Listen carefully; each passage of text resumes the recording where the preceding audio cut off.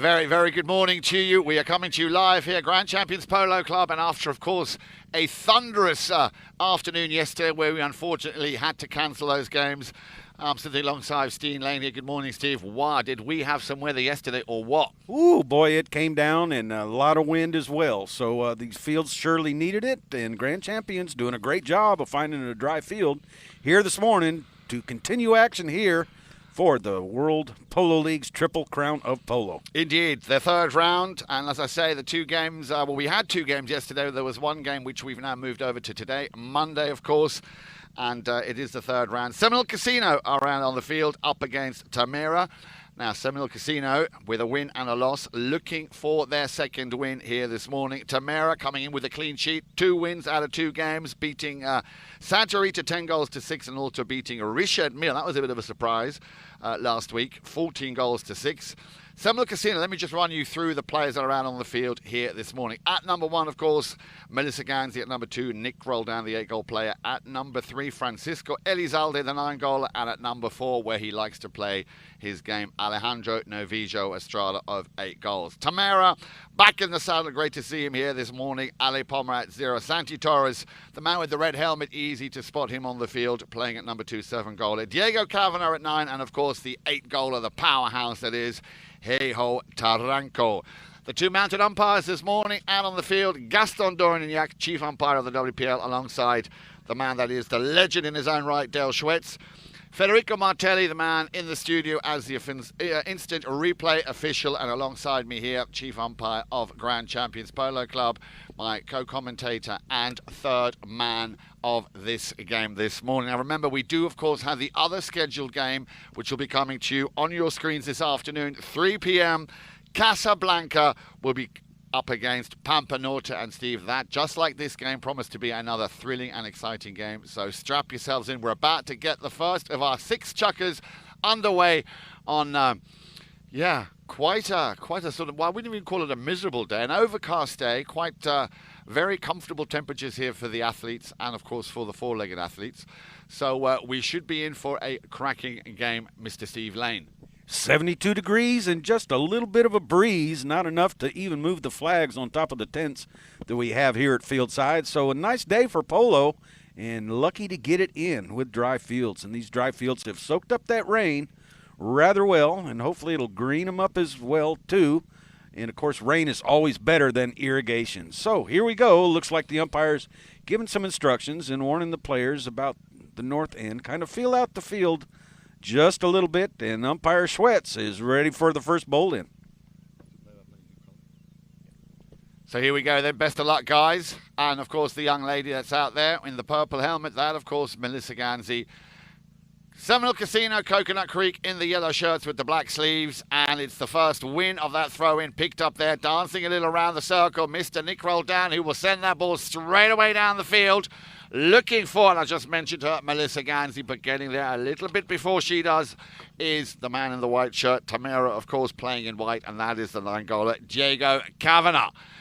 And I'm pretty sure that Seminole Casino, who have done very well so far in this tournament, are going to do everything they can and flex their muscles from a very early on here in this game to try and get that second win. And that's a whistle there on the man with the number 3. Francisco Elizalde riding into the swing, as we would call it, of Santi Torres there. So a very early whistle, barely 33 seconds played in this first chukker. So, yeah, a little bit of riding into the swing right there. Diego Kavanagh finding Santi Torres down field, and no foul declared on the play, as riding into the swing from the side is a legal play in World Polo League and also in international rules. So we are going to line up once again on Gaston Dorignac, and we'll have a bowl in from the center to the boards, because riding into the swing is a legal play in polo. Only on the offside, can't ride in on the near side. So once again, we'll have a bowl in. I think a good decision by the 2 umpires on this play, as Nick Roldan came in from the side into Santi's swing and nullified that play. So here we go. Ball back in play once again, picked up by Roldan. Roldan immediately being challenged. He, of course, a very, very dangerous player here for Seminole Casino, and Tamera know very much they need to get a grip on him to stop him doing what he does so well, because Nick as we all know, able to shoot from more or less any part of the field. Good pick up here by Palmer. Palmer nearly had it stolen off him there by Nick Roldan. It's picked up by the man with the number 3 for Seminole Casino, Elizalde. Elizalde now can't continue possession as Santi Torres, the man I told you about with the red helmet, you will see him all over the field, back in defence like now to pick up that ball and run with it. A little challenge coming in once again there from the number 3 from Elizalde, the 9-goal player in front of goal on the near side. No mistake. Alejandro Navija Estrada puts that through the post, making it the first score of this game.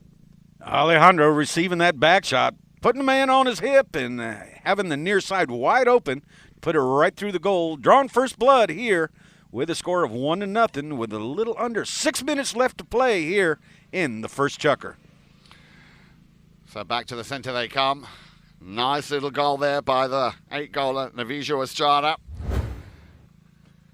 And as I say, they will be fighting for every ball. And Tamera, of course, they'll be wanting to keep it clean and get 3 in a row. Remember, they've already won 2. Now, the semi-finals of the 4th and final WPL Triple Crown tournament are scheduled to happen on Wednesday. Now remember, we are expecting more weather which might not be helpful to Polo. So please always go to the website gcpolo.com. Click on schedule for the permanent updates, which will be on that website to let you know exactly when those semi-finals will be taking place and also at what times, and also should there be any changes. Nice little steal here on the halfway line by the number 1, the 0-goaler Ali Palmer. Also a Polo player who's a hard worker. Will get right into the thick of it. That ball comes out and lands at the feet of Alejandro Navija Estrada. Getting the pressure. Both teams here early on here, marking up exceptionally well. They know what's at stake here, so no room for error. It's about possession. It's about getting those scores up on the score sheet. Very important, because obviously Seminole Casino, Coconut Creek still have a chance of going through and making it through to the semi-finals on Wednesday. We've got quite a few contenders based on how they've played who could still make it through. We could even come to a possible shootout. Let's see how these teams fare today and, of course, this afternoon. And then we will announce exactly who will be playing in the semi-finals, as I say, scheduled for Wednesday. The final, at the moment as it stands, again, subject to weather, is for this coming Saturday the 17th of April. And again, should there be any changes, the website will, of course, inform you. Nice pass up to the front from Torres, looking for Palmer. A bit of a bouncing ball there, couldn't quite control it. It's cleared. And again comes Santi Torres, wanting to keep that pressure on, just running out of real estate, Polo real estate, really. So a lot of pressing here, Steve, a lot of pushing, a lot of determination being displayed here by both teams. We're still in the first chukker. 3:37 on the clock. And I'm just being told here over the walkie-talkie by umpire Dale Schwetz that we have our first courtesy change, a chance now for the players, and they have 45 seconds to get on a fresh set of legs. And then back on the field on that fresh set of legs. And, it is a little bit muggy, the humidity a little bit high here this morning. So courtesy horse change well appreciated by not only the ponies but the players as well. Yeah, I can see your hair's gone all curly, Steve. Your hair's gone all curly. Yeah, see, with the humidity, I can't do a thing with it. So, anyhow, we will start with a knock-in when we come back to live action. And, Seminole Casino doing a lot of offense here in the first period of play, keeping the ball down at their end of the field and working well together. We can see the south end of the field's been played on, and that's the area that Seminole Casino wants to go to score a goal. And the north end looking pretty. Well, let's just leave it at pretty right now at that point in time. But Seminole Casino, Coconut Creek, going to do a knock-in here early on. So 3:37, 45 seconds should be more or less up and over. The players very quickly back out on the field. And I don't know about you, Steve, but I get the sense that both of these teams have come into this game with a real serious game plan here. They both seem very, very focused, highly concentrated, and, of course, very determined. And from the very first ball that was thrown in, Santi Torres here, play with the number 2 for Tamera, very actively involved here, fighting for every little inch of field to try and regain possession, as is the same with Seminole Casino. Nick Roldan winning those first couple of throw-ins here. So far, if you've just joined us, it is 1-0, and that was scored by Alejandro Novillo Estrada before we had that courtesy change. Players now coming back out on the field, more or less all 8 players ready. We're just waiting out for the umpire to release play, or to release the continuation. He's called play. There we go. It'll be tapped in on the far side by Alejandro Novillo Estrada. Again, Tamera very, very deep early in this second part of the first chuck-up. Want to, of course, press Seminole Casino, keep them in their own half, try and gain possession to then put the pressure on. Nick Roldan, nice little open backhand, finds Elizalde, but a hook, a nice little hook there, timed it just right from Torres. It'll be turned around by Kavanagh. Kavanagh could send Taranko on his way. There comes the pass, I think very much with Taranko in mind. A little bit of traffic there, and Seminole Casino having all hands full here, all hands on deck as they keep getting pushed back into their own half. Roldan will try and clear this one, leaves this one for Novillo Estrada. A little backhander there, giving it back to Roldan. And he's looking for someone to pass it to, so Tamera marking up very well here. Still Roldan.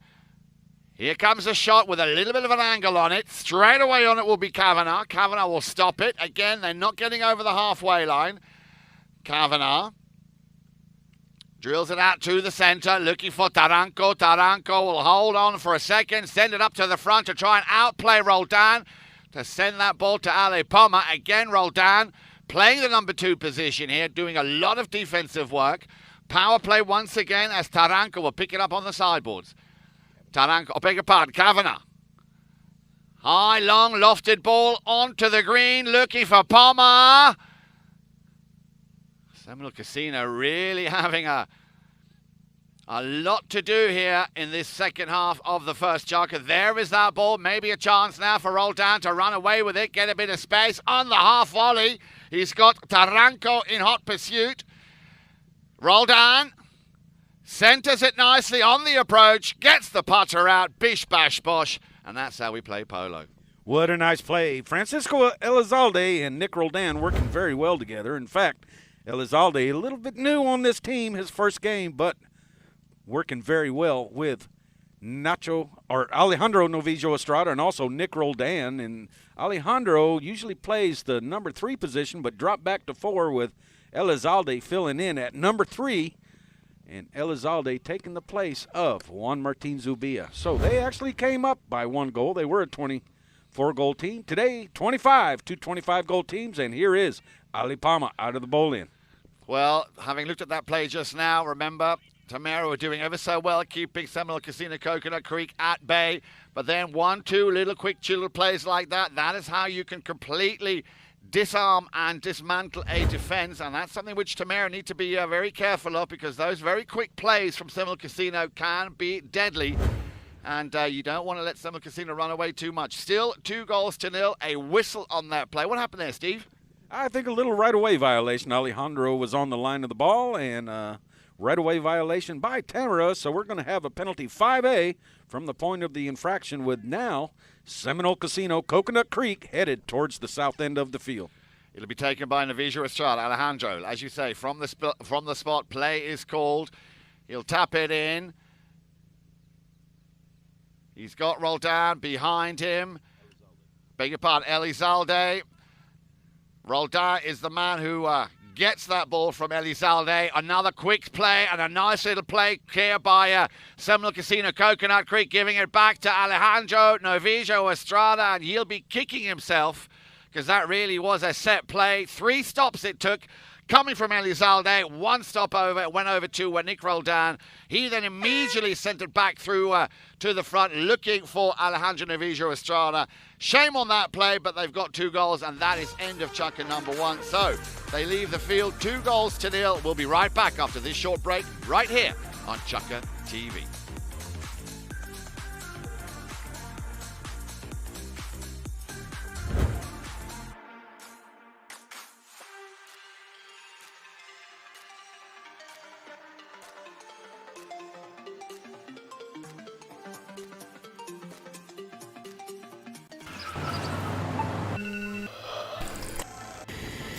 An active lifestyle means you never stop moving. That's why only Theragun devices are designed to release your body's deepest muscle tension, so you can do the things you love. Land that pose, hit that final rep, taste success, and do it all over again. You only have one body. Make it a TheraBody.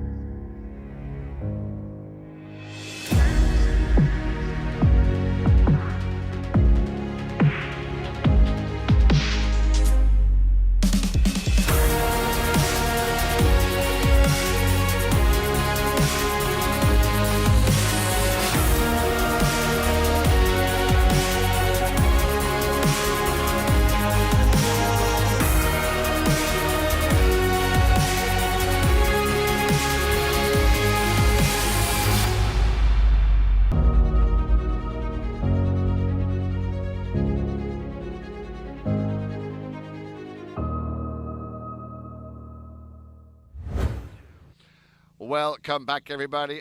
Warm welcome to you watching on Chucker TV. We're at Grand Champions Polo Club. We're in round 3. Very important game here of round 3 of the Triple Crown of Polo 2021. Seminole Casino out there on the field with the yellow shirts and the black sleeves. Tamera in white, who have yet to score 2 unanswered goals in that opening chukker, despite the fact that Tamera were pressing very, very hard in that opening chukker. But the combination, as Steve Lane, who is sitting alongside me here, was saying, the combination of, that trilogy of Nick Roldan, Alejandro Navijo Estrada, and Francisco Elizalde working very well here this morning. So 2 goals in that opening chukker. Steve, I've just been told, and of course, please forgive me for asking, but today is National Grilled Cheese Day. I didn't know such a thing existed in America. I don't either, but I guess we have Groundhog Day. We can certainly have National Grilled Cheese Day, whatever that amounts to. Oh, I've just been heard. We've got Cupcake Day as well. When's that? Yesterday was Siblings. Well, to me, it's just a normal Monday, but I like this twist. Siblings Day.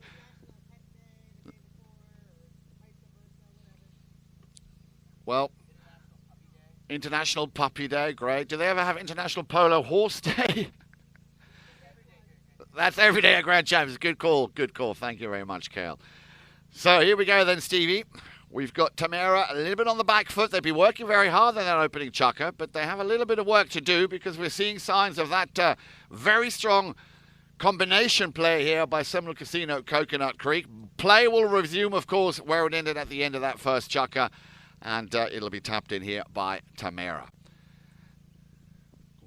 Hey-ho, Taranco brings the ball in, taps it, looking for a player downfield, finding Ali Palma, ball over on the left-hand side. Palma's going to be able to get to it first. Palma with a nice shot down the field. However, he's wide. He can't get back to it, but Alejandro Novijo Estrada sends a little back shot over to Roldan. Roldan trying to find Melissa Ganzi. She's a little far down the field, and that pass just a little bit short.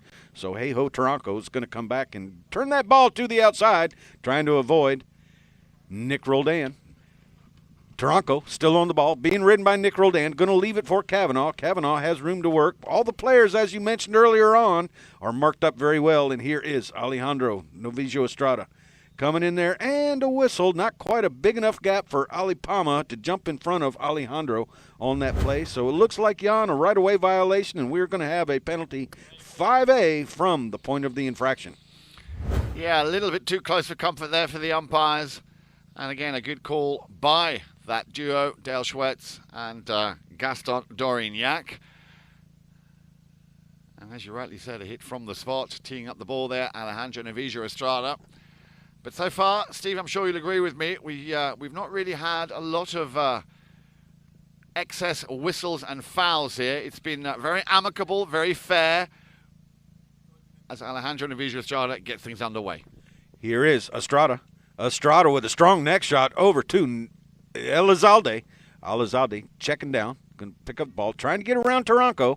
Elizalde still with the ball, maintaining possession. He's backed up by no one right now, but Alejandro's going to fall in behind. But Elizalde still maintaining possession of the ball. Now has to work and get around Santi Torres, and he puts the ball into Santi, and that horse kicks it up and it popped a little fly that he cannot control. So here is Taranco. Taranco with a near side neck shot. However, and Novicio Estrada can't quite put contact on that ball, but Kavanaugh can, sending it down to Hey-Ho Taranco, ridden off by Francisco Elizalde with a near side tail shot over to Alejandro Novicio Estrada. And here we have Nick Roldan on the right away. Diego Kavanaugh reaching back on the near side, and a little bit of a collision right there. The umpires will come together and discuss this play. Yeah, I mean, we sat right on top of that play, Steve. I'm glad he wasn't going too fast, because that could have easily knocked the player off the pony. But as you rightly said, to me, it also looked very much like Nick Roldan was or had taken possession of that right of way. And Kavanaugh, I'm sure without intent, didn't see that he had a man right in front of him there. So let's see what the umpires make of that. Luckily, nobody got hurt. Luckily, nobody came off. And as I say, I'm sure there was no malice in that play. Umpires are going to drop the ball, I believe, on the penalty 4 spot. So Seminole Casino, Coconut Creek, now with an opportunity to make it 3-0 if they can score from the 60-yard spot. Teeing up the ball, Alejandro Novicio Estrada.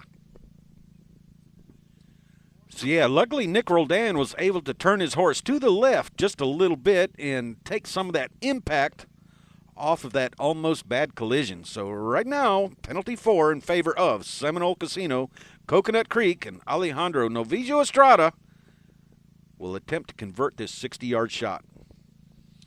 Well, we know Alejandro always likes to take a nice long run up, getting that pony into a nice calm canter, as we call it, the runway. He's now on that runway. Here we go then. It's definitely high in the sky. The goal judge waving the flag. No mistake. There is that third goal. So Tamera now with even more pressure as they trail by 3 and have yet to score.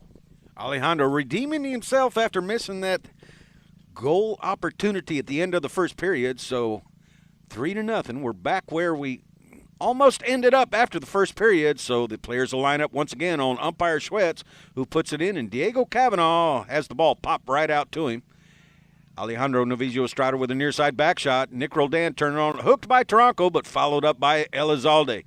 Elizalde with a strong shot downfield, but hey-ho has the right away and the line of the ball with a tail shot over to the center of the field, which Kavanaugh turns on abruptly. Kavanaugh looking downfield, looking for a teammate to pass to, but Alejandro Novicio Estrada playing a good defensive back right here today is back covering up that player. Left for Santi Torres. Santi Torres going to work the ball towards the inside and pound a shot over looking for Hey-Ho Taranco, but Novicio Estrada picks the ball up on the near side, then the offside. Players calling for it, but he's going to take it over to the far boards, looking over his shoulder for Francisco to back him up, which Francisco Elizalde is doing. He's met in there by Taranco. Taranco and Estrada having a little bit of a sword fight right there, but Taranco's going to win the play.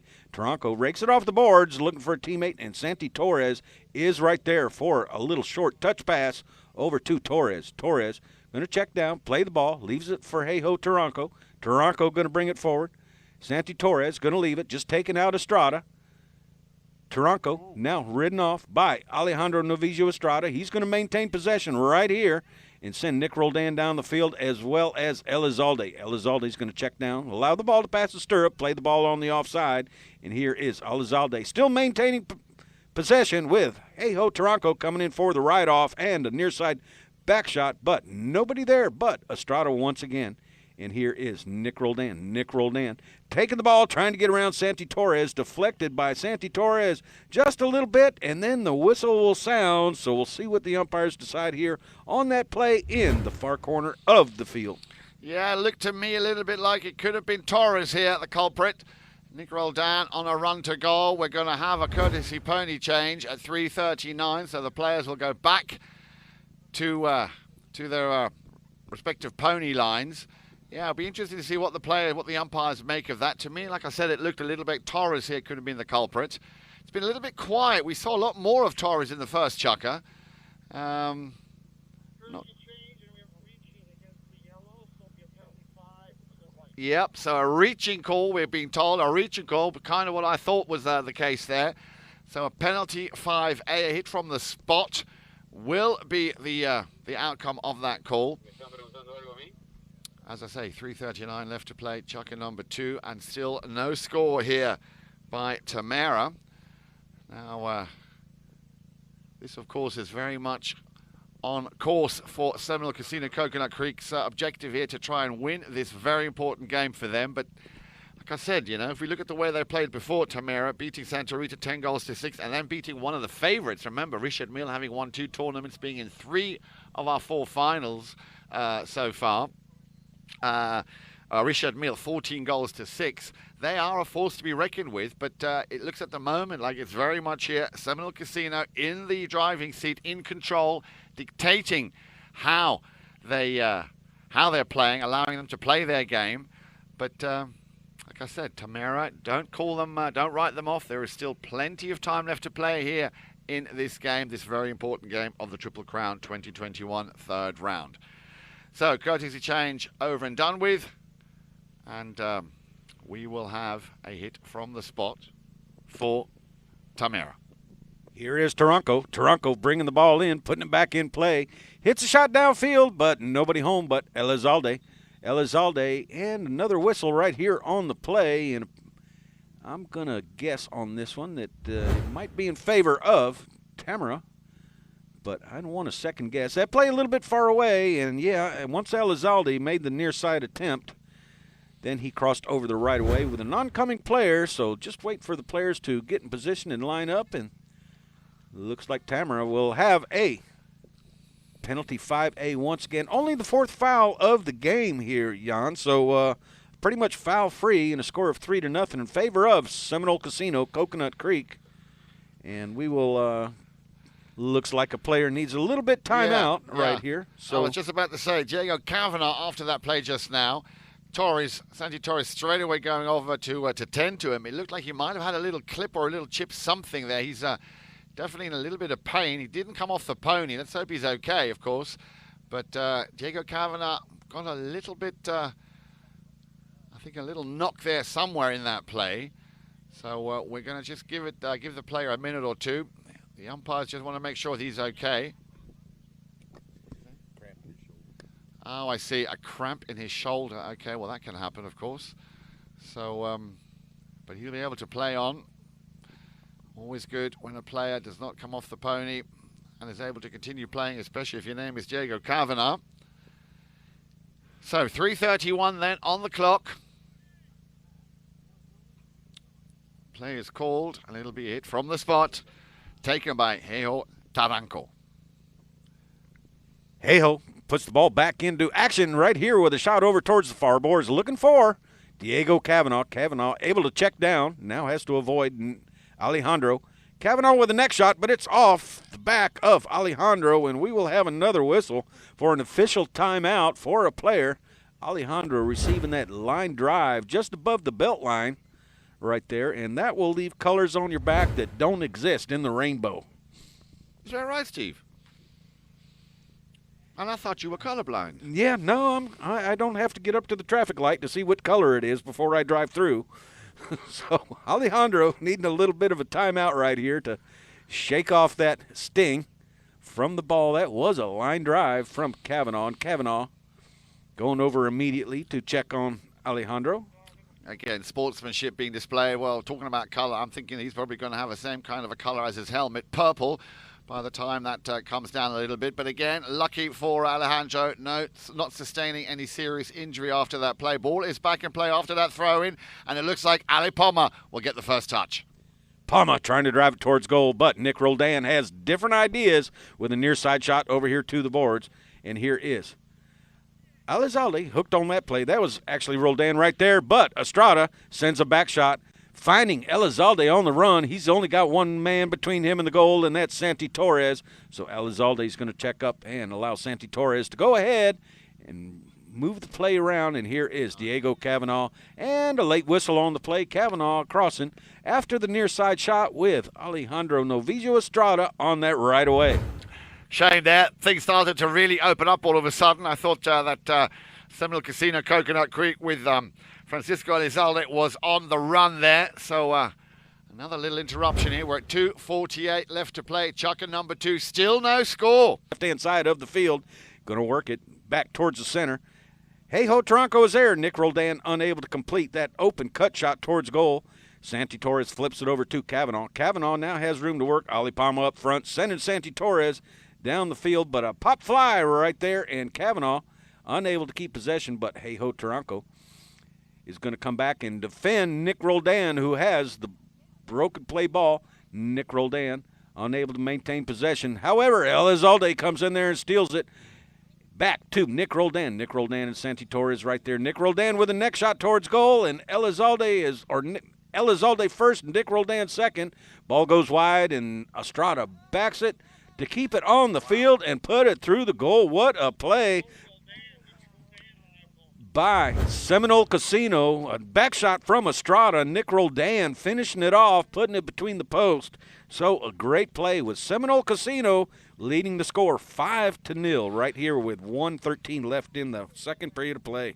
Well, once again, that was one of those moments of genius that Nick Roldan, and I think only Nick Roldan can do that. He has an incredible eye for the ball, and will find a gap where you just think there isn't even a gap possible. So Nick Roldan, again, doing what he does best. And as you rightly said, 5-0 with only a minute left to play in the second chukker. Umpire Schwetz ready to bowl in, but would like a little bit better, cleaner lineup right here. And not supposed to be any contact, but that's hard to do it sometimes. So the ball's back in play, and here we go. That line of the ball doesn't make a right away until it's touched by a mallet, and Diego Kavanaugh does just that. Backed up by Taranco, and Taranco going to send the ball downfield along the ground, and Elizalde back with Ali Palma. Ali Palma attempting a near side shot, but Elizalde with a belly shot. Millionaire shot over towards the far boards, which Kavanaugh is going to pick up. Kavanaugh tries to get around Nick Roldan, which he does. Now he has to get around one more Seminole Casino player. Right there, here comes the horn. Taranco's going to pick it up, and Taranco with a little bit of flip shot right on through to have their first goal of the day by Kavanaugh, and then Taranco. Stay with us for 4 more periods of play with a score of 5-1 here on Chucker TV at the Grand Champions Polo Club.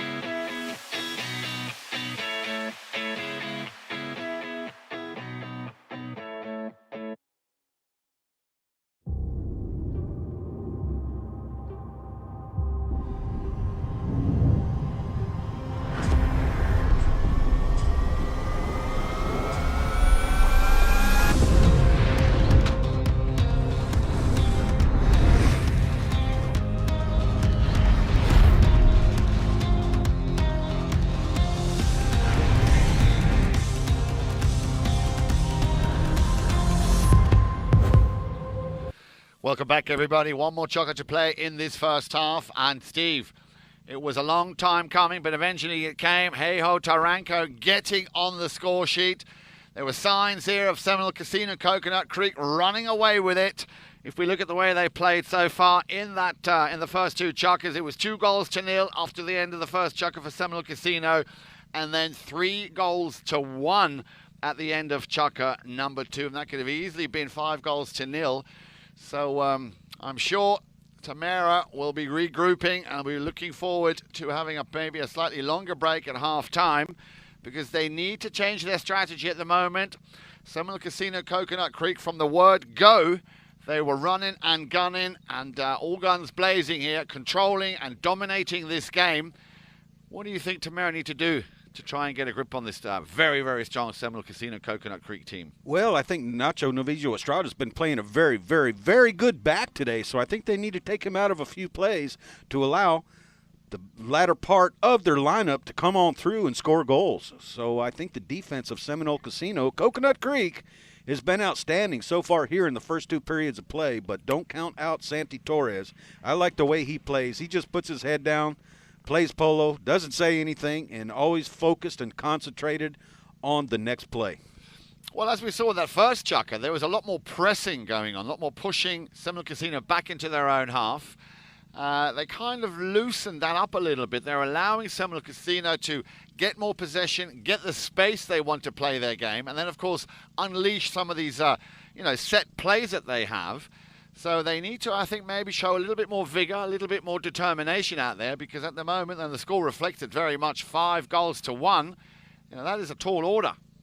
Absolutely is, but don't count out Diego Cavanaugh. 9 goals and always mounted very, very well.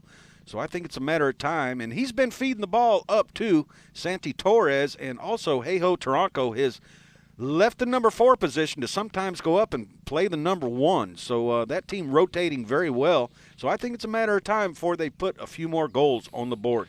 Well, let's hope it's going to be right about now. Chukker number 3, here we go then. Once again, a warm welcome. Great to have you tuned in here on Chukker TV. It is the 3rd round, a very important round, of course, to determine who is going to be in the semi-finals coming up on Wednesday. That, as it stands, is the schedule for this week. And then, of course, the final of the Triple Crown of Polo 2021, which will conclude the 2021 WPL season on Saturday, the 17th of April. And then remember, Stevie, we are going down to Miami for the WPL Miami Beach Polo World Cup on Miami Beach. We had Tito Gaudenzi with us last week. You might have seen the interview there, working very hard, and his team delighted to have that tournament back up and running. Remember, last year, of course, it got cancelled due to the pandemic. So I'm sure Tito and his team very excited, as are we, and as, of course, are very much the players who will be down there. Remember that from the 22nd of April with the finals on Sunday the 25th. Here we go then. Chukker number 3. The final chukker in the first half of this very important 3rd round game between Tamera in white and Seminole Casino in the yellow shirts. And there's a ball down the field. Again, the rotation here. Roldan now going back, playing a solid defending role here. Will pick that ball up. Straight away, 3 players are on him here. Roldan still being left a lot of space here. Pommer will come and try and challenge him. Roldan will send one, a little chip shot. It just lands on the green in front of Elizalde, who has time to then send it back up to the front. There's that rotation I was talking about. Roldan, all of a sudden in the rumble seat, in the jump seat at the front. Where is that next player in the yellow shirt? It should have been Alejandro Novillo Estrada. So not quite timed perfect, and it's left for Santi Torres. Torres just taking the pace out of this play a little bit. We'll leave that behind for Cavanaugh. He's got Ali Pommer out on his left. Well, you see, this, I think, is very much where that rain still is showing a little bit of an effect. The ground not as fast, quite heavy this morning based on all that rain we had. It rained most of the night. As now Diego Cavanaugh, for the first time in a long time, gets his team into Seminole Casino, Coconut Creek territory. A ball was intended there for Santi Torres on that play, and it goes through. Who? Santi Torres. Well, we spoke about him, and Santi Torres, all of a sudden, right back in this game. We saw a lot more of him in chukker number 1. And all of a sudden, Tamera are coming back. 2nd goal here, scored by the number 2, the 7-goaler, Santi Torres. Santi swinging through the hook of Nick Roldan and a broken mallet of Roldan in the process. So he has gone off to get a new mallet while the players come back and line up on umpire Schwetz. And, of course, the sportsmanship rears its head one more time as Tamera is going to wait on Nick Roldan to return to the lineup, and we certainly like to see that sportsmanship here in the World Polo League and at the Grand Champions Polo Club. Absolutely, absolutely, because believe me, there are many clubs in England where you wouldn't see that happen. They would just get on with it, so that is indeed sportsmanship at its finest. But I have to say, Steve, all of these players here of the WPL, all 8 teams have displayed a lot of fair play, a lot of sportsmanship, and again, look at this, another little play down the field. Nick Roldan will turn it. He's got Kavanagh breathing down his neck, sends him on a wild goose chase. Roldan will tee it back up. Nicely done. You see, this is how you dismantle a defense. The passing absolutely second to none here now over on the far side. Elizalde looking for Roldan. Bit of a bouncing pony. Kavanagh will come in and challenge. Steal Elizalde, and then eventually Torres got a piece of it. Alejandro couldn't control it. Torres once again will give it over to Taranco, who sees that Palmer is going to run up to goal. Didn't make the connection on that ball. Torres coming back. Still Torres. Second attempt. Again, you see, this is very much down to due to the rain that we've had. Some of these players just not able to get that ball airborne and lofted a very, very heavy ground here this afternoon, or this morning, I should say. And that, as I say, due to that very, very heavy rain that we had most of the night. That's a nice long ball up to the front. Now a chance for Melissa Ganzi. Look at her go. She's got Torres breathing down her neck. Still Ganzi gets ridden off there, but only gently by Torres. He'll steal it. Now then, who can he play it to? He's got Palmer out on his right-hand side. Going through the centre now is Taranco. There is the ball. Taranco, but he's going to have to come and try and outplay Alejandro Navijo Estrada. There is that play that I've been waiting for all morning. Torres trying to clear the way to either take it himself or give it to Palmer. Torres will take a long-distance shot on goal, and there it is. All of a sudden, 2 goals in it, 3-5. Still in favour of Seminole Casino, Coconut Creek. Santiago with a man on his right hip, working on the near side and able to send it right on through. What a play. And as you mentioned earlier, Jan, we've talked about Santi Torres just putting his head down and playing polo, and that's exactly what he did on that play. Keeping full concentration on the ball and the play and able to narrow that cushion down to 2 goals now with a score of 5-3. Still in favor of Seminole Casino, Coconut Creek. Yeah, nice to see that they're coming back a lot stronger now. They seem to get their mojo up and running here. So as we said, this is far from over. And I think it's going to be one of those games, Steve, where it's going to come down to the 4th, 5th and 6th chukker. So let's see how they fare. Courtesy change, remember, no more than 45 seconds before they come back. And I'm sure both teams very eager. You can see already Nick Roldan, Alejandro Navijo Estrada, and Melissa Ganzi and Elizalde already on the field. They still have a little bit of work to do. But things getting a little bit more exciting now. But still, as you were pointing out earlier, Steve, it's been a very fair game. It's we've had very few unnecessary fouls, unnecessary whistles. We've had a lot of sportsmanship conduct here displayed by both teams, and it's a pleasure watching this. I hope you at home are enjoying the action as well. Now remember, do drop us a line, any comments you might have. Steve, you've got the screen on the go, haven't you?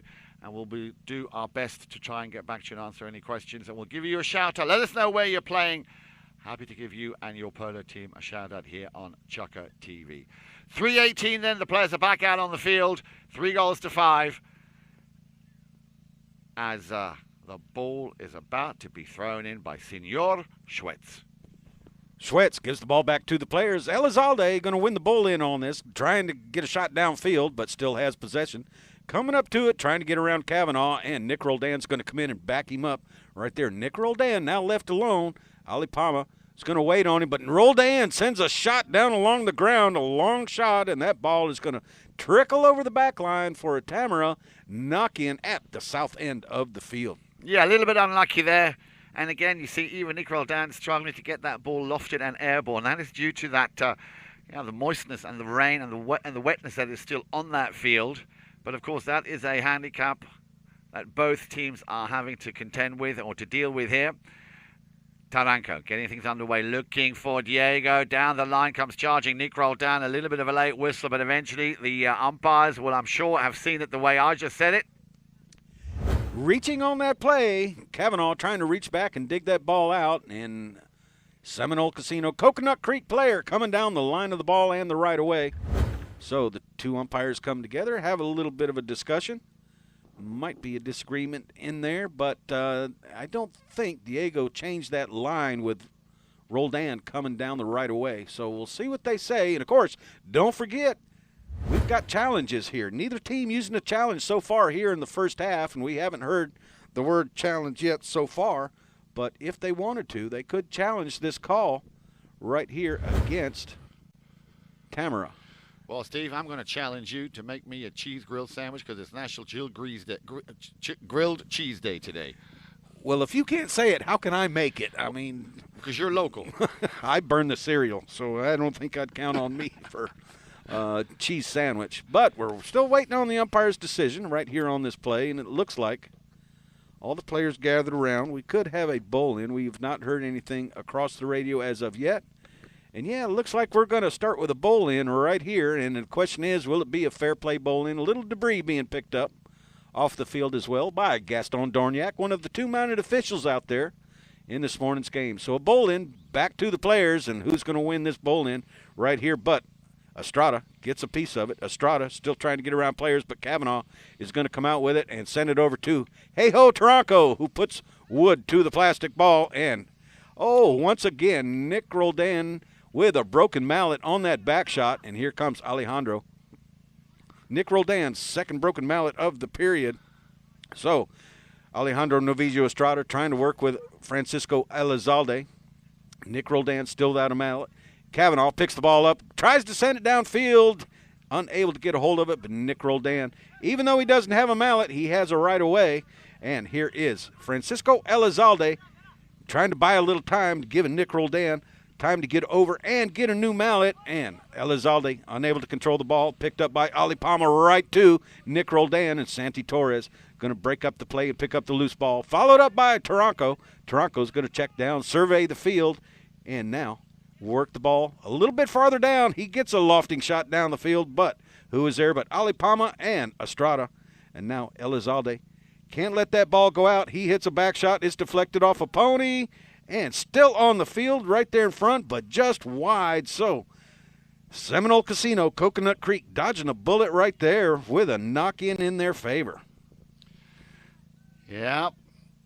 But again, you saw a couple of times here, even Diego Kavanaugh having difficulties there trying to get that ball airborne. As Alejandro Novillo Estrada from the back line. See the field being very heavy, slowing things down. It's not having the pace it normally has. But they did well to try and retrieve it back. But this is one of those counter-offensive attacks here. Here it comes. With the number 3, Elizalde. Out in front, Elizalde. There's the first horn. Elizalde is going to run this one himself. There's the shot to goal. And that will, I think, just run out of real estate. So end of the first half. 5 goals to 3. Again, one unanswered chukker here, or one goalless chukker, this time for Seminole Casino. 2 goals coming in from Tamera, both by Santi Torres. Make sure you join us for the second half in just a few moments, right here on Chukker TV.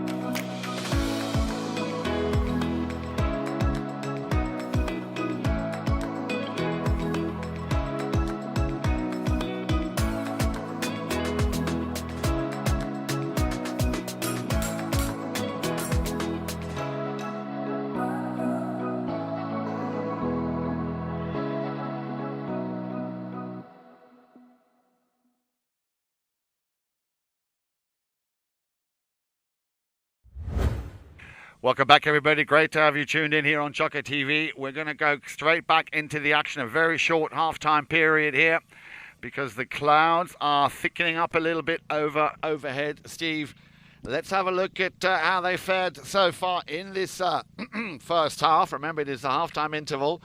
Well, we had a goalless Chukka in Chukka number 1 for Tamera. 2 goals coming in from Seminole Casino. Chukka number 2 was very much against Seminole Casino with 3 goals, twice Alejandro Navigia Estrada, 1 goal by Nick Roldan. A very last-minute.com goal there coming from Heo Taranka at the end of Chukka number 2. So they left the field 5 goals to 1. But then Chukka number 3 is when we had a bit of a turnaround. No goals coming from Seminole Casino and twice Santi Torres hitting the target. And that brought them up within 2 goals, 3 goals to 5. So clearly that second... at the end of that second Chukka, Tamera regrouping and coming out with a different game plan, which so far seems to be working, but they are still trailing by 2.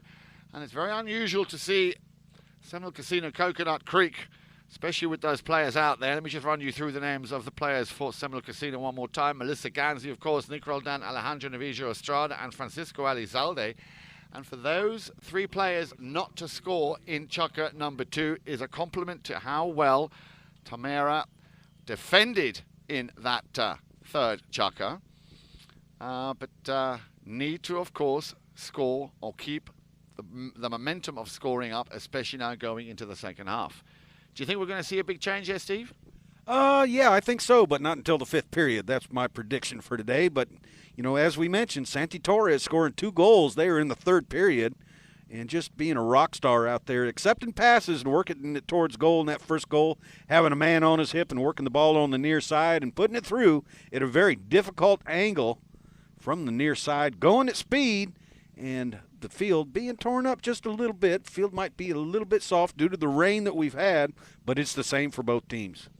Indeed it is. So, umpire Dale Schwed's already out there, as is Gaston Dorignac. Players should be out momentarily.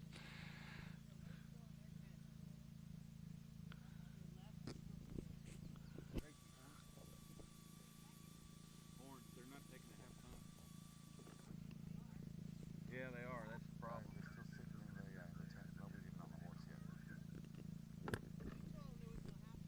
They pulled up.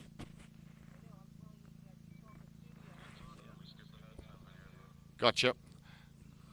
So now then, players should be coming out any second. Steve, maybe a chance to remind you, of course, again, we have another very important game coming up this afternoon.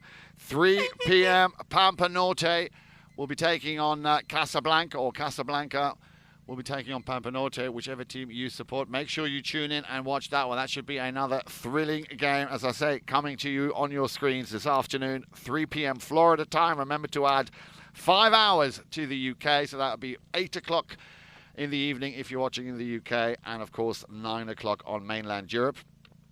And Casablanca, again, a team with 2 wins already to their name, beating in their first game Polo team in a golden goal. We had quite a few of those in the Triple Crown. A golden goal scenario, Juan Martinero there getting that so important 13th goal, the final score 13 goals to 12 against Team Orea. Casablanca winning their second against White Birch. Again, a similar score, 13 goals to 12, but that was played in full regular time. Pampa Norte, on the other hand, have not had the better start, or the best of starts here to the Triple Crown of Polo. Their opening game, they had to concede again by a golden goal in the 7th Chukka, which Facundo Llorente scored. They lost to White Birch. Second game also, they lost to Orea Polo team by 9 goals to 13. So they very much looking for a win. And I'm just being told that we're waiting for the umpires to come out on the field. Players are slowly making their way back. So Steve, having just gone through the way Casablanca Pampa Norte played, and they're going to be playing this afternoon at 3 o'clock. Do you think it's a done deal here for Casablanca, or do you think Pampa Norte are going to come out all guns blazing? I think they'll come out all guns blazing. Remember, they lost to White Birch just in overtime, so they certainly have the ability to give Casablanca a surprise, and that remains to be seen here on Chukka TV, as you mentioned, at 3 o'clock this afternoon. And then, of course, the semifinals are supposed to take place on Wednesday, weather permitting. And after today, we should know who is going to be in those semifinal games. Of course, there could be a shootout, too, as well. We could have a few teams end up with a 2-1 record, which would require a shootout to see who goes to the semifinals on Wednesday. Absolutely, absolutely. Well, like I said, still a lot of polo to be played until then. Here now also coming out back on the field, Tamera. 3-5. We're about to start with the second half of this third round group game between Seminole Casino in the yellow shirts and Tamera in the white shirts. Well, the weather, it's bearing up, I say. I mean, there is literally no breeze. It is very sticky, a low cloud. And as I was saying earlier, Steve's hair's gone very, very curly. So ideal conditions here really for the players. Now, of course, you can see the field has had quite a lot of damage done to it. That is, of course, due to the weather, the wet weather that we've had all night long.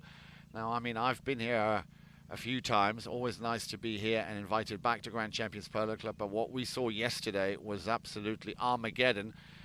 We've had a scaffolding tower come down. I mean, there was very, very strong winds. I think somebody was saying to me earlier, Steve, 70-mile-an-hour winds yesterday. Yeah, exactly. It was some strong winds and a lot of rain and pouring down rain. And actually along the roads on the way home yesterday afternoon, a lot of limbs down and some trees down as well. So the whole area suffering from that storm that blew through, and a lot of rain during the night too. But as we mentioned, the grounds crew doing a good job of finding a dry field for us to play on here this morning. So it looks like play is about to get underway right here with Hey Ho Taranco, bringing the ball in off the back line. Taranco for Tamera. Let's see what they've got up their sleeve here for the second half. I'm sure they will have made the most of the little break that they've had to discuss and maybe change tactics as it's picked up. Oh, not quite. Lizalde had a bit of a problem controlling that ball. In comes Alejandro Navijo Estrada. There's an appeal by Torres. It's sent back down the field by Elizalde. Feeds the ball to Alejandro. Navijo Estrada leaves it one behind. Elizalde will send a nice long ball down the field looking for Roldan, but Taranco will get there first.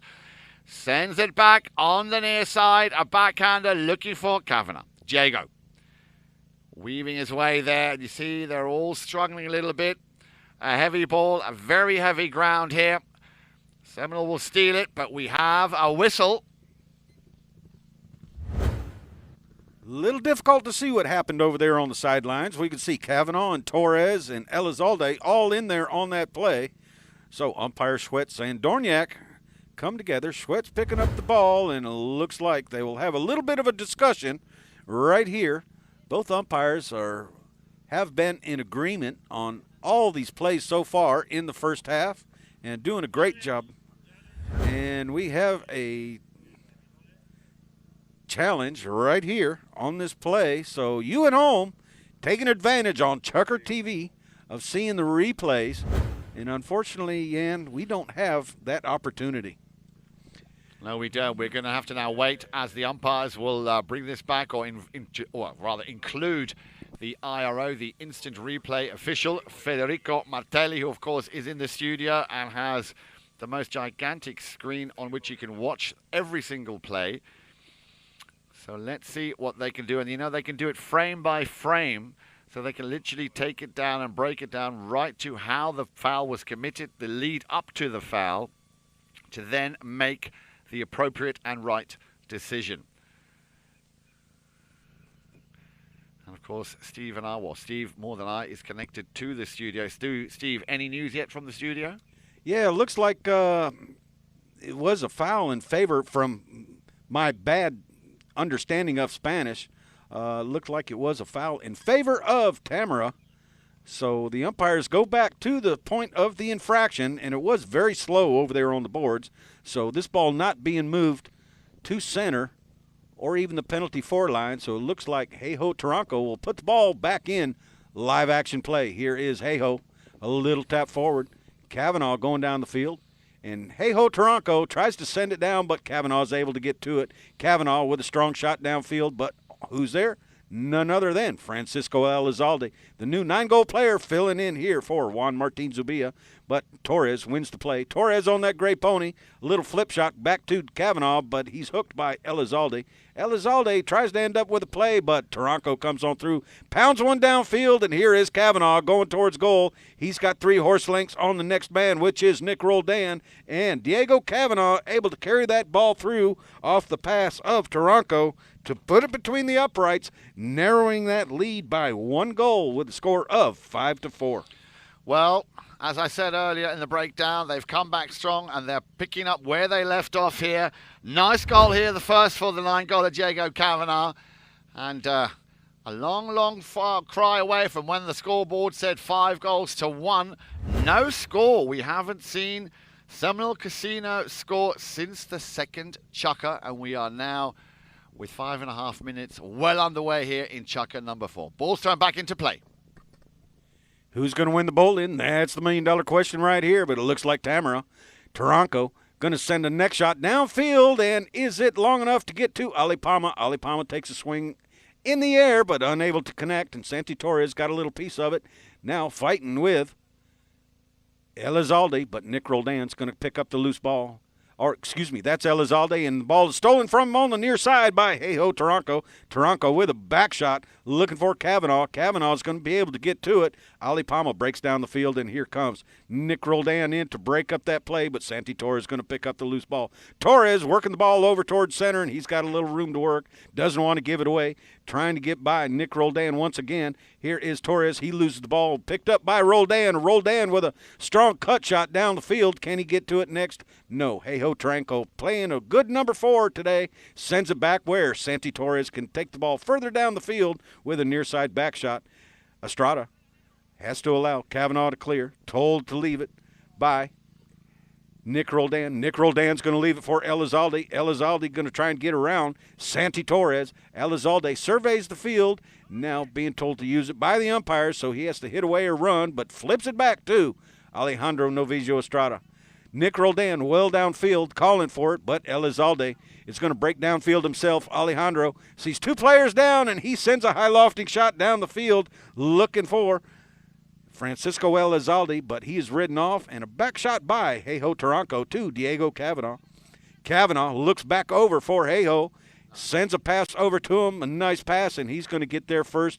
Alejandro Novicio Estrada unable to get there, and a pass down to Ali Palma. Palma crosses over on the offside and gets whistled for his efforts instead of staying on the near side play. So it looks like we will have a penalty 5B from the point of the infraction in favor of Seminole Casino, Coconut Creek, when we come back after this courtesy horse change. Yeah, so unlucky there. It looked like the build-up to what looked like a perfect play there. Palmer there, just as you said, should have taken that on the near side. And but they're coming back stronger and stronger, Steve. A lot stronger now. A little bit unlucky, as I say. Palmer there making that slight error. Should have picked it up on the near side. The ball was fed to him beautifully by Diego Kavanaugh. You can see Diego Kavanaugh just explaining to Ali Palmer how he should have played that. But nice combination play. Seems to be working very well. All of a sudden, Tamera are clicking, and they are just 1 away of getting the equalizer with 3:38 on the clock. Yeah, nice play by Kavanaugh to Taranco and Taranco to Ali Palma. Just unfortunately, Ali Palma crossed over to the offside instead of staying on the near side. So once this courtesy horse change comes about, we will continue live action with a free hit, penalty 5, in favor of Seminole Casino, Coconut Creek. And in this horse change, the play ended on the south end of the field. Tamera at the north end, so Tamera having to do a little bit of a jog to get back to their fresh ponies. And once they come back, the players will line up. The umpires have made their decision, and we will continue play here.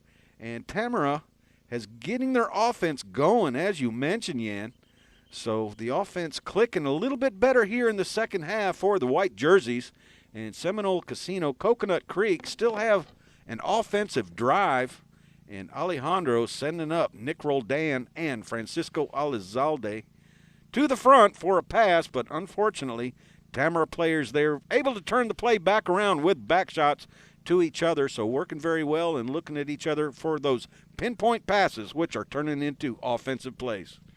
Well put, Stevie, well put. Players coming back out on the field now. 1 goal in it. Of course, Tamera will be using any kind of little break to just fine-tune their strategy. They still have a little bit of work to do. They were a little bit slow off the mark, but coming back very strong now, especially in the last 2 chukkers. And after that courtesy change, play will, of course, resume with a hit from the spot. Taken quickly there by Alejandro Novillo. Estrada brings in the second hit and looking for a player downfield, but nobody there. But hey-ho, Taranco is going to allow Santi Torres coming on that line. Santi Torres protecting the line so Diego Cavanaugh can pick up the ball. Now Ali Palma. Ali Palma trying to take the ball downfield. Ali Palma still with it. A nice controlled shot and entered pro shot going towards goal. Ali Palma puts it on through his first goal of the day, the second goal for Tamera here in the 4th chukker. So, as we mentioned, that offense of Tamera coming back a little bit stronger and clicking very well together here in the middle of the 4th. Well, it took a long time coming, but there is that equaliser, and could not have wished any other player than Ale Palma to actually get that oh-so-important equaliser. He must be absolutely euphoric with that play. 2:42 on the clock, 5 goals apiece. We're in chukker number 4. They bowl in from the other side of the field on Gaston Dorniak. He gives the ball back to the players, and it's Santi Torres coming out of that bowl in on the near side, trying to avoid the hook of Francisco Elizalde, and we have a whistle on the play right there.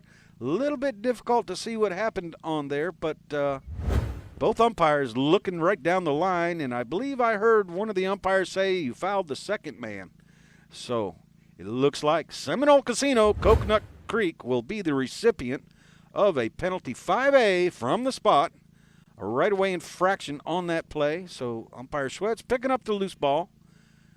Alejandro Novillo Estrada will circle and bring the ball back in play and going to work it over here towards the center of the field. Ali Palma's going to stay back to mark him, and Elizalde's going to come give him some support. Nick Roldan down the field. Elizalde's going to go left, trying to get around Santi Torres. Now decides to feed the ball back down to Nick Roldan. Nick Roldan ridden off by Cavanaugh. The ball's deflected off a pony, and Cavanaugh able to get that ball on the near side. Cavanaugh running the turn here to the near boards on that gray pony, trying to get the ball down the field. Told to leave it by Santi Torres.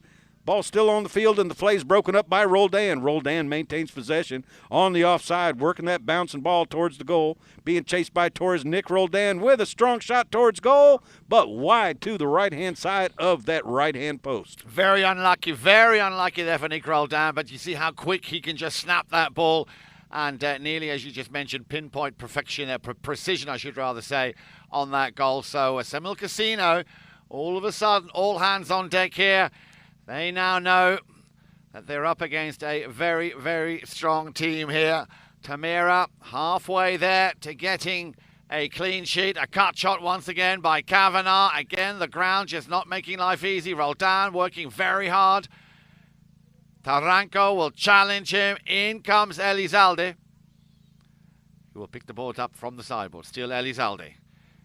Roldan will try and clear the way as much as he can. Elizalde will want to take it round the houses, round the outside, to try and get into a shooting position. Torres on the near side, nicely picked up. Now then, Torres will run with this one, out in front and out on his own. Torres, Elizalde in hot pursuit. Again, he topped it slightly, as Cavanaugh will slam on the brakes, but he might just pick that one up. Oh, he read it well. Cavanaugh takes a shot, puts it through, and guess what? They have the lead. 6 goals to 5. Diego Cavanaugh with his second of this chukker. What a turnaround. What a comeback. End of chukker number 4. Tamera take the lead. 6 goals to 5. Make sure you don't go anywhere and join us for the penultimate and final chukker after this short break.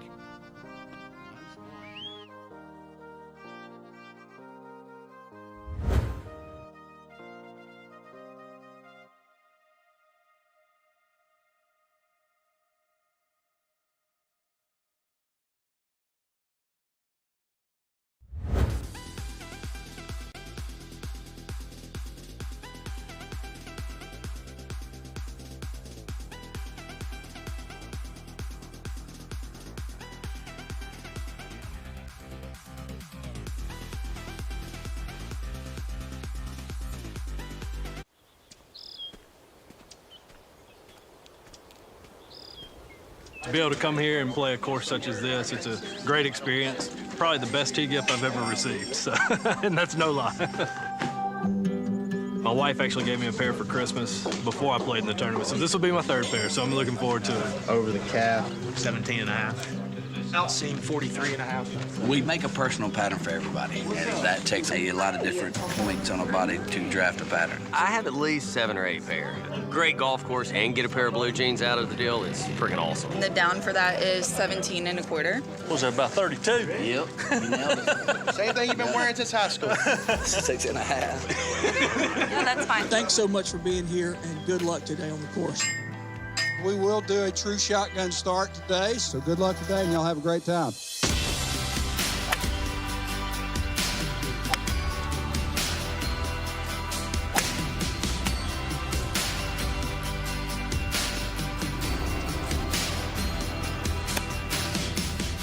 People aren't accustomed to getting a gift like custom pants at a golf tournament, but for clubs that do offer that to their members, it's been a success every time because it's so unique, it's so different, and it's an American-made product that's custom. You get measured for it, you get to design it and pick it. Who doesn't like that?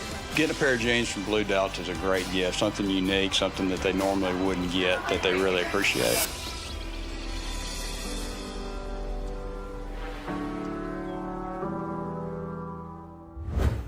Welcome back, everybody. Well, we've just taken that little break between the last chukker and this chukker to have a look at some of the questions and comments that have made. Thank you so much, all of you out there, for your questions as the players have come back now to start chukker number 5. Steve, what have we got on the old on the billboard? Well, Richard Varner is watching from Dallas, Texas, and Johnny Snyder is watching as well, and he likes the info that the announcers let fly. So we'll continue that once we get back to the action right here. So, anyhow, the bowl-in has occurred, and a back shot there by Nick Roldan is deflected and picked up by Kavanaugh, who's hooked by Elizalde. Elizalde can't quite get a hold of it, and Kavanaugh's going to come in, break up that play, but Santi Torres comes through, and a whistle on that play as well. So maybe a little right-of-way violation there against Santi Torres, and I don't want to second-guess being 172 yards away, so we'll see what the umpires decide, but I believe it's going to be a spot hit. Penalty 5A in favor of Seminole Casino, Coconut Creek. I think you'll find, Steve, you're actually 178 yards away if you want to be absolutely pedantic about these things. Okay, all right, 178. Okay, and we'd like to say Gian Huber was wondering if mallets can be shared on the field, and the answer is absolutely. And sometimes if a higher handicap player breaks a mallet, they might go and get the mallet of a lower handicap player until those mallets can be replaced. So a good question, and we've seen it happen many times. But anyhow, back to live action with Kavanaugh on the far boards being ridden by Estrada. A little back shot there by Nick Roldan, and Ali Palma able to come through, and a whistle on the play, as I believe once again he should have stayed near side. Absolutely, Ali Palma there coming out on that line, which he should have played right. Well said, Steve, on the near side, as he was crossing over the right of way there from the man with the number 3, who already is in anticipation of where that ball will be dropped, and that'll be a penalty 4 in favor of Seminole Casino, Coconut Creek. So a chance now for them, if they can convert, of course, to get the equalizer. 6:45 on the clock. As we were saying earlier on, Steve, this is going to come down to the wire. Now, whilst we have a few little moments of extra time, any other questions, any shout-outs we can give anybody? Stephen Conroy is watching from up north as well, and that's about it, really. So Johnny Snyder is from the Cypress Polo Club is watching as well. So we're glad to have all of you watching and joining us wherever you may be in Chukker TV universe. So in the meantime, we have Alejandro Novicio Estrada teeing up the ball for a penalty 4 right here in favor of Seminole Casino, Coconut Creek. So their attempt to tie this game back up. The equalizer possibly on the way here, Yan. Let's see what happens. Yeah, well, so far he's been missed 100%, apart from one little hiccup earlier on in the first half. Alejandro Novicio Estrada, as you said. And, it came off the mallet there, I think, of Santi Torres, who immediately chases it, spanks it over to the out to the corner there. But the ball had already gone over the back line. So if that is the case, Steve, the rule book would suggest a safety 60. Now, for those of you who don't know what a safety 60 is, if you are joining us for the first time, Steve, why don't you break it down in only the way you can? Well, the goal is described as the goal the team is defending. So in this case, it's Tamera's goal, and that ball came off a defending player's mallet. If the ball comes off the mallet, his own pony, safety. If the mallet comes off mallet, goalpost, and goes over the back line, safety. If it comes off the mallet and then any other pony or any other player, then it would be a knock-in. So the umpires called play. However, in doing so, Alejandro making his circle, found a horseshoe on the field that we'd certainly like to get off the field. We don't need a horse stepping on those horseshoes. So Gaston Dorniak once again calls play, and here is Alejandro. Slightly adjacent to the penalty 4 spot, so maybe a few extra yards, but he got that ball airborne. The umpire raises his hand, the goal judge waves his flag, and there is said equaliser. So Alejandro Navija Estrada getting the first score here for Seminole Casino after 2 goalless chukkers. Chukker 4 and chukker number 3. We did not see a score by Seminole Casino Coconut Creek. And we have a trigger on that play, Steve. A trigger now. That could only really mean one of two things. Well, one thing really, and that is that the umpires want to get verification. Because remember, the mounted officials can overrule the decision made by the goal judge. And they want to be absolutely dead certain that ball really did go through the upright. So I'm sure the IRO, as we speak, will be in the studio reviewing that penalty, that safety 60, to make sure that that ball really did go through. And it looks like that trigger, which of course the umpires can call at any given time, might actually pay dividend, because I can see the goal judge there putting the ball down on the ground, which would suggest no goal. Yeah, absolutely. The IRO very quickly looked at that play provided by Chukker TV and said fuera, mean and wide. So a knock-in here once again for Tamera. So back to 6-5 then. No equaliser. Tamera will be very happy with that, not having conceded. So they still have the slight lead. They have possession. As Nick Roldan will come in to challenge Taranco, he will leave this one for Kavanagh. Kavanagh will drill a high ball across the field looking for Palmer. Palmer now has enough time to pick this up on his stick side, taking it round the outside. Palmer, slight little bouncing ball there as Elizalde will clear it, but Torres will try and keep the pressure on. Kavanagh will pick this one up nicely. A little bit of a trick shot there as he tries to avoid any kind of defending play, and all of a sudden, Steve, it is 7-5. So instead of getting the equaliser, Tamera get another goal and increase their cushion by 2 goals. Diego Kavanagh weeding his way through those players down there and able to get clear out in front and take a neck shot right through the goal, giving them a 2-goal spread right here early in the 5th period of play. So they'll come back to umpire Dorniak, where he will give the ball back to the players. Ball's back in play. Palmer, once again, all of a sudden, coming up very much alive. They know that they are on their right way here. They've played a very, very clever game. Palmer, all of a sudden, playing well above his handicap here on a very, very fast pony. But they've got to be careful. This is what Seminole Casino love to do. Draw those defending players, or those attacking players and those defending players wide apart from each other, creating a little gap and then running it from one side of the field to the other. This is exactly what I'm talking about. There is that pass. Has to just slam on the brakes, roll down, taking the pace out. Here we go. There's the drill shot. He saw that Elizalde was coming down the field on a flying fast pony, but he's going to be beaten to it there by Taranco. Nicely intercepted. He's going to leave this one behind. Roll down. The little switcheroo. Torres will pick it up on the near side. Santi Torres with a cut shot. Can't or can control it. Yes, he does. He's got no one to play it to just yet. Roll down, putting his oar in it there, and that will give Elizalde time to turn and drill one back up the field, hoping it'll be met by Alejandro Navija Estrada. Can Taranco get there first? No, he can't, because Alejandro Navija Estrada timed it absolutely right, spot on, and there is that goal. That was disallowed from that safety 60. Now Alejandro, out of regular play, getting a cracking goal and bringing it back down to 1 goal. 7-6, still for Tamera. Yeah, Alejandro able to jump on that back shot, and what a play by Alejandro. Just barely outrunning Hey-Ho Taranco and avoiding the hook and able to send it right straight through. So now a 1-goal difference instead of 2. And, you know, Jan, we can talk about the triggers while we're here. And that trigger that the umpires used, and those 4 triggers by the umpires. And the first one is if a goal is scored or if it's wide. And another trigger is if a safety occurred. So if the umpires or goal judge can't determine whose pony or mallet the ball came off of and over the back line, the umpires can radio in to the instant replay official for him to have a look and see if he can determine who created a safety or a knock-in. And remember, when in doubt, it's out. Another trigger that they can use is unsportsmanlike conduct behind the play. Should 2 players get into it, and maybe that happens behind the umpire's back, they can also trigger to the instant replay official to have a look. And the 4th is if a pony or a collision occurs behind the umpire's backs as well.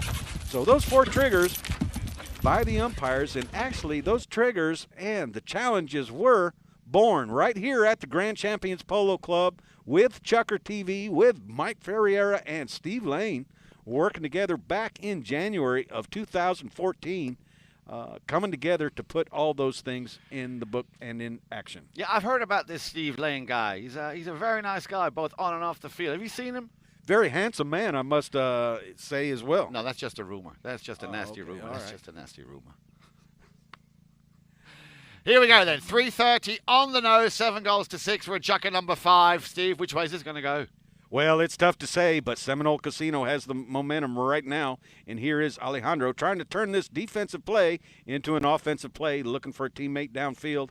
Alejandro has a little room to work right here, and the ball along the ground looking for Nick Roldan. Nick Roldan unable to pick off that pass, but Kavanaugh with a near side back shot parallel to the boards looking for Hey-Ho Taranco, but Alejandro rides him off in a near side back shot of his own.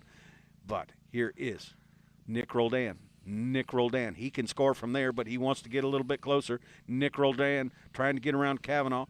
That ball is deflected and left for Elizalde, and Elizalde puts it down the field and up to Nick Roldan with a slap near side neck shot, and that ball traveling just wide to the left-hand side of the goal. What an attempt by Seminole Casino, Coconut Creek, and Nick Roldan. And an absolute Remington there, an absolute Remington. Now, you know what I mean by that, don't you, Steve? A very close shave there, very unlucky, but I just love watching Nick Roldan play, creating something out, or trying to make something out of nothing.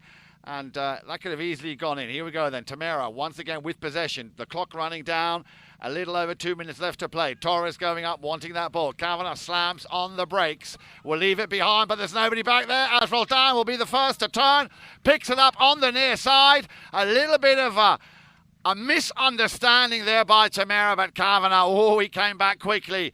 Got a piece of that and sends it back to Santi Torres. Torres.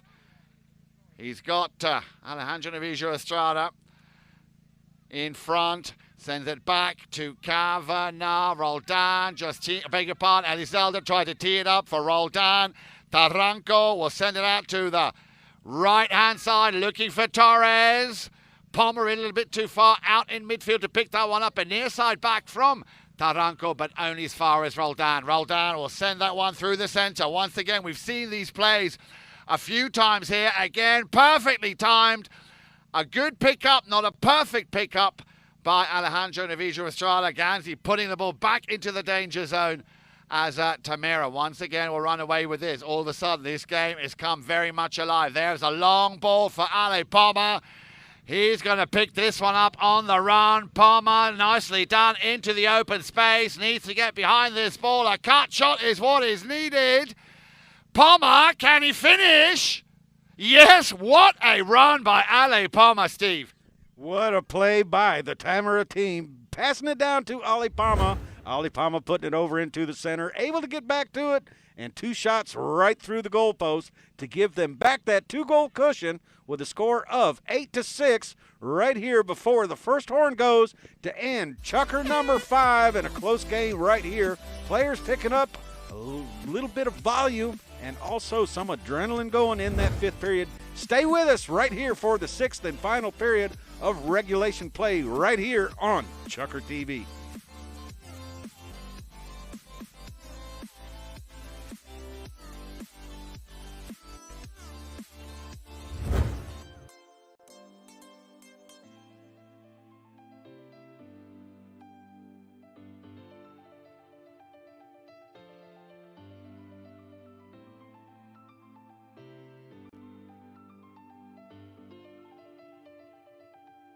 White Claw Hard Seltzer, a wave of refreshment. Crafted using our unique Brew Pure process. Made pure. Nothing tastes like White Claw Hard Seltzer.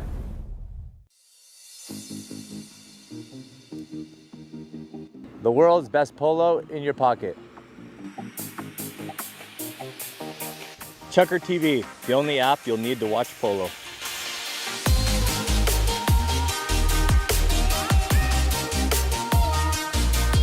The world's best polo in your pocket. Chucker TV, the only app you'll ever need to watch polo.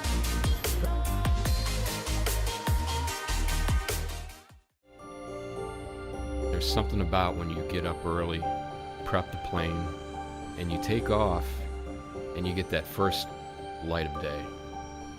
And the air is crystal smooth. You can see forever. You have to have the right aircraft for the right flight with the right crew up front. Only NetJets can do this. The flight dissolves into the background. It should just be the here and now. Welcome back, everybody. Great to have you with us. I hope you tuned in and were watching that last chucker. If you've just joined us, well, I can tell you, you missed a cracking goal, a great run. Ale Pommer coming back so strong. He showed signs of, as I said earlier, playing above his handicap. Remember, he scored a goal in chucker number 4 and scored, for me, one of the best goals of the morning here in chucker number 5. Restoring, as you said, Steve, that 2-goal cushion, 8 goals to 6. Now, remember, if we look at the score sheet, at the end of chucker number 2, it was 5 goals to 1 in favor of Seminole Casino. They didn't score 2 back-to-back chuckers. They didn't score in chucker number 3. They didn't score in chucker number 4. Only 1 goal in chucker number 5. And if we look at the number of goals scored by Tamera in the second half, well, they scored exactly reverse, 5 goals to 1 as it stands at the moment. So Tamera getting off to a slow but very effective start now. And as we predicted, Steve, well, you said the 5th. You were wrong again, but that's all right, Steve. I still love you. It's going to come down to chucker number 6. Well, thanks for pointing that out, Jan, that I was wrong. I made a bad call, all right? It won't be the first one. Well, I did say I still love you, Steve. I still love you. You did. So we're back in action here, and a quick whistle right out of that bowl-in as Kavanaugh was about to spurt out of that lineup with the ball, but the whistle will stop play.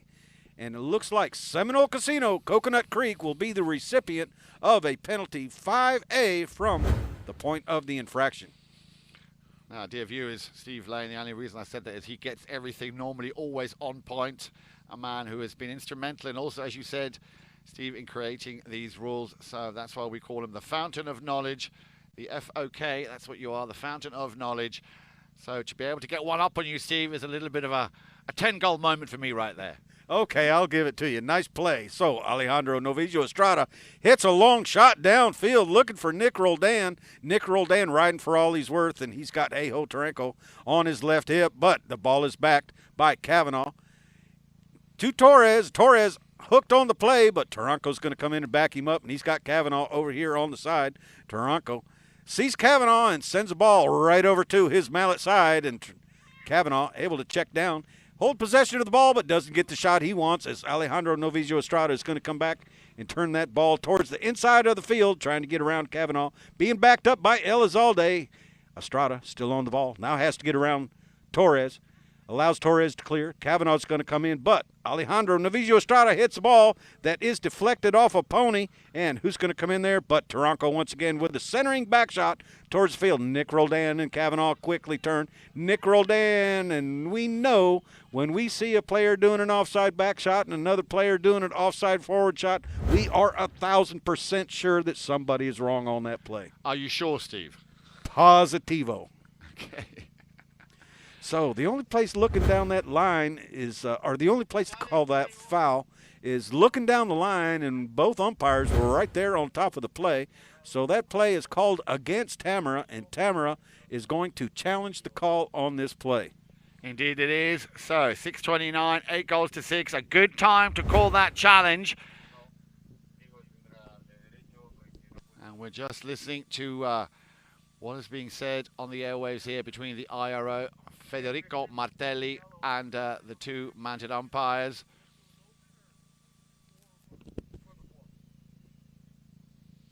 Still no decision made yet. Oh, hang on a minute. I think we're hearing no foul. Is that right, Steve? And they're now deciding where to place the ball. Ball placement now, of course, very, very important here. This, well, on every penalty, on every challenge, but very much here in the sixth and final. Chaka Torres, I think, going off to, once again, change onto a fresh set of legs. So, Steve, am I right in what I just heard? No foul? No foul on the play right there on that play. So, Santi Torres, and remember the ball was deflected off his pony, so he just liked to change his pony. And these ponies are family. These ponies are fed, bred, trained, exercised for the sport of polo.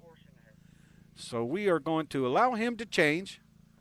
And all other players remaining on the field with 6:29 left, still here early in the sixth and final chukker of regulation play.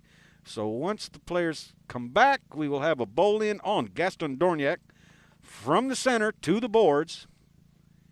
And Jan, still anybody's ball game. A lot of time left here in Seminole Casino, Coconut Creek. Their offense, I am very, very impressed with. And Francisco Elizalde fitting right into this lineup of Seminole Casino, Coconut Creek. Absolutely, absolutely. You're absolutely right, Steve. This really could go either way, and I'm pretty sure that Alejandro Navijo Estrada, Nick Roldan, and Senor Francisco Elizalde, they will know what needs to be done, the job at hand. Torres will do whatever he can as he comes back on probably one of his fastest and easiest ponies in a situation like this. They are trailing by 2. We could have another. We've already had at least 2, if not 3. We had 2 seven golden goal chuckers in this tournament so far. Again, a reflection of how well balanced and how well these teams are playing here in the World Polo League. Remember, the highest level of polo played anywhere in the world outside of Argentina, which is why the WPL with 26 goals was created back in 2018. And Ale Palmer possibly looking for goal number 3. Here we go. A nice shot on the approach here. Palmer, let's see if he can beat Alejandro Navijo Estrada, who came in. What a great run by Ale Palmer. Very unlucky, but I'm sure he will be happy with that run. Again, taking the ball all the way down the other side of the field. This, of course, now costing valuable time for Seminole Casino, Coconut Creek. Yes, they need the time, and we're going to have a whistle right here, allowing players to change. Looks like another pony change here on the play. Those ponies were flying down there. Ali Palma was on the move, and his pony picking them up and putting them down for sure. So we're just going to have a official timeout right here as one of the players for Seminole Casino, Coconut Creek, at the south end of the field. A little tack timeout right here. So we'll just check on that, and once that player returns, we will continue play with a knock-in from the north end of the field. Well, as I say, from the north end, of course, that's a long, long 300 yards they've got to take it across, and I'm pretty sure we're going to see Tamera do what they did in that opening chukker, which is to press, stand as deep as they can. That is, of course, does not come without a risk, because if they dismantle that defense and open up that defense, Seminole Casino will be running and gunning, as my dear friend, or our dear friend Dale Schwetz would say. So let's see if this strategy works. I'm sure Tamera will be trying to regain possession a little bit, let the clock run down, and do everything they can to stop Seminole Casino from playing their game. 5:42.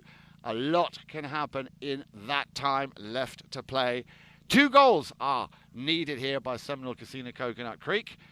As now one of the umpires I can see walking or going down to the pony lines to see whether Seminole Casino are able to continue playing. I think we're just waiting for Melissa Ganzi to come back out onto the field. Umpire Gaston Dorignac, I believe, is over there now. Going to just make sure that everything is okay. So, Steve, if you were a betting man, which I know you're not, because I never see you down at Seminole Casino playing blackjack. If you were, however, who would you put your chips on? Well, by looking at the score sheet, all of Tamera's goals have come from the field, so I think that my chips would have to go with the white jersey players right out here this morning. So Seminole Casino, we would certainly like to see them come back and make a game of this. Now, I don't want to mention OT or say those dirty words, but overtime. Anyhow, yes, I wasn't going to say that. I said OT, not overtime, but anyhow, I said it this time. Anyhow, Melissa Gansey needing a little tack time out down there. It looks like they've got everything under control, and she will be escorted back by Nacho Novillo Estrada and Gaston Dorignac, where we will resume with a knock-in in favor of Seminole Casino Coconut Creek at the north end of the field. So I think it's too early, Jan, to start killing the clock for Tamera. I expect play to go on, and when we get down to about 2.5 minutes, then maybe Tamera will maintain possession and try and run that clock down. Well, let's see what they do as they come back out on the field now. 5:52 on.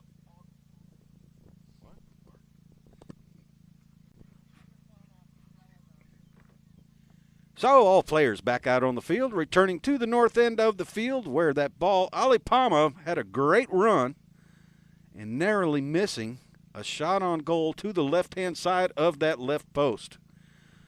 So Seminole Casino needing some momentum, talking strategy right here of how they can get that ball down to the other end of the field and put it through the goal post to bring them back within a 1-goal margin here early in the 6th period. So umpire Schwetz calls play, and here comes Alejandro. Alejandro taps it once, brings it in, looking to get around Ali Palma. Ali Palma doing a nice job of marking Alejandro. Ball sent over to the far side where Nick Roldan and Diego Cavanaugh will come together. Nick Roldan getting mallet to the ball. Now trying to outrun Cavanaugh, but Santi Torres is up front. Here's Nick Roldan. He still gets a piece of it. Nick Roldan working both sides of the pony, offside and then the near side. Backed by Cavanaugh, but into Elizalde right across the field. Elizalde's going to release that ball downfield, looking once again for Roldan, but Alejandro's coming in there as well, and Alejandro's going to pick up the ball and send it right on through, and that's exactly what they needed to do here early in the 6th period of play with just a little under 5 minutes, bringing the score to 8-7 in favor of Tamera. Well, the pressure very much on now. Both of these two teams, of course, 1 goal in it. And, well, you were saying possibly Tamera might just have the slight advantage. I'm not sure. Those 3 players, the 2 8-goalers and the 9-goaler there, I think they are going to do everything they can. It's going to come down to this very important throw in here. Torres will pick this one up on the halfway line, spanks it down the field, nobody home. It's a bit too far for Diego Cavanaugh to get a hold of. A little back shot, which did not get the length he wanted, as Cavanaugh will pick this up and give it back to Palmer. Palmer will try and take a defending player out of play. Diego now. Cavanaugh getting closer and closer, wants to be in a position where he can open his shoulders and take a shot on goal. A near side backhand attempt as Taranco will tee it up for Palmer. Into the corner they go. Still Palmer. Torres has possession. Santi Torres now, he's just got to get past one more player as Taranca will try and take out of the equation the man with the number 3, Elizalde. But this is the kind of break I was talking about. This is what they'd love to do. And now, Seminole Casino, Coconut Creek with Nick Roldan on a flying pony. 3 defenders, Torres and Taranco. Have they done enough? Can they do enough? No. Not when you give Nick Roldan a chance like that. Nick Roldan getting the equaliser. 8 goals apiece, Steve. 3:15. And we will have the final courtesy change. It's going to come down to the wire here in this, the 6th and final chukker. Yeah, that's just exactly what Seminole Casino, Coconut Creek needed to do. 2 early goals here in the first half, tying up the game. And Tamera now has to do a little work, get their offense cooking once again. And that's the recipe they need to get out front and win this game. But Seminole Casino has different ideas and a great offense right there between Elizalde, Nick Roldan, and Alejandro Novillo Estrada. Well, I mean, the concept or the strategy of, standing so deep in the opposition's half as Tamera were doing, yes, it can pay dividend, but of course, one little play like that and they're out and they're away, and then you give a man like Nick Roldan the ball, you might as well pray. Yeah, as you mentioned, 3 defenders trying to chase him down, but Nick Roldan staying out front and finally being caught by a Tamera player, but Nick Roldan wisely takes that player out with a right-off on the right-hand side, allowing that ball to trickle right between the goalposts, tying up this game one more time. So here they come then, back out on the field. The final courtesy change here by both teams. 3:07 on the clock. I hope you're comfortable watching the action at home. You couldn't make this up. This is WPL at its best. It's going to come down to the throw-ins. Ale Palmer stealing it on the near side. I would love to see him get his third goal. Ale Palmer on a run. That would have been very short-lived, that equaliser. And Ale Palmer, Steve, Ale Palmer gets his third goal and puts his team right back in the driving seat here in the fast lane. 9 goals to 8. 2:45 on the clock. By the time they get back to the halfway line, I reckon it'll be about 2:35, 2:33 maybe. So now it's going to come down to possession, and up. And of course, before that, winning that so important throw in here on the halfway line. So Gaston Dorniak puts the ball back on the ground to the players, and here is Elizalde with a back shot. Elizalde trying to find Nick Roldan, but that ball's deflected. However, here comes Alejandro Novillo Estrada on that great pony. Tries to work it downfield and can't quite keep control of it, but Kavanaugh can on the near side. Kavanaugh with a neck shot over here, trying to kill that clock with just a little over 2 minutes on the board. So here we go. Here is Elizalde. Elizalde trying to turn that ball back into an offensive play. Elizalde trying to get around those Tamera players. He's going to send it downfield, but a shot a little bit off to the left-hand side. Can Nick Roldan get there and keep it on the field? But Ali Palma with an near-side back shot, and so does Santi Torres too. Taranco picks up that ball over here on the boards. Taranco slows things down, trying to rake the ball off the boards, which he does. He's got possession of it. And tough luck right there, and we have a change of possession play right here in front of us in Seminole Casino's half of the field. So the umpires count 8 seconds, drop the ball on fair level playing ground, and Alejandro puts the ball back in play, looking for a shot on goal. This might be the last shot that they get right here. Alejandro trying to get around Santi Torres. Alejandro still working the ball, told to use it by the umpires, and here is Nick Roldan. Once again, Nick Roldan trying to get around Kavanaugh, being backed up by Elizalde. Elizalde going to try and work it forward. Alejandro comes in there on the near side as well, and Nick Roldan with a back shot over to the far side of the field, but nobody there but hey-ho Taranco. Taranco, now time is on his side. He's got Santi Torres way down the field, unable to control the bouncing ball, and here comes Nick Roldan in there, but a whistle on the play. Let's see how this one is going to go. Elizalde right there, so. This is now crucial, Steve. Very, very crucial. And I think what we both suspected is going to be the case. A hit from the center. 36 seconds left on the clock. And this now, Steve, this could be a 2-pointer. We've got no wind, so we've got a very, very wet field out there. But the Cats 2-point challenge. Now, wouldn't that be a great way to end this game? It certainly would. And remember, that ball must be behind the line in penalty 5B from the center. And should he score this 2 points Cats challenge, it would certainly end the game with a 3-goal lead. Well, just to remind you, of course, what the Cats 2-point challenge is. One of our dear Chaka TV members of our family here, Cat, who is currently battling cancer. And we came up with this great idea that if a player can hit a ball from the center line or beyond the center line and hit it down the field without any other player touching it, then that would be an automatic 2-pointer. Unfortunately, that ball a little bit short. There is the first horn, so 30 seconds left to play. Now then, they're going to be running and gunning this one. Down the field he goes. A long shot here from Elizalde, but he's beaten to it there by Taranka. Taranka will send it back into the run of Alejandro Novillo Estrada. Novillo Estrada with another 8 seconds on the clock, bulldozing his way through.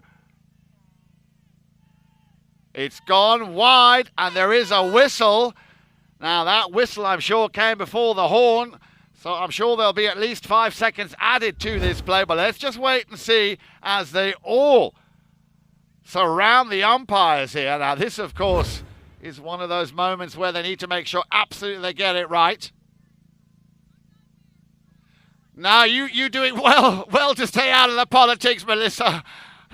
No, good call. Let's wait and see what the those 7 alpha males are going to decide out there on the field.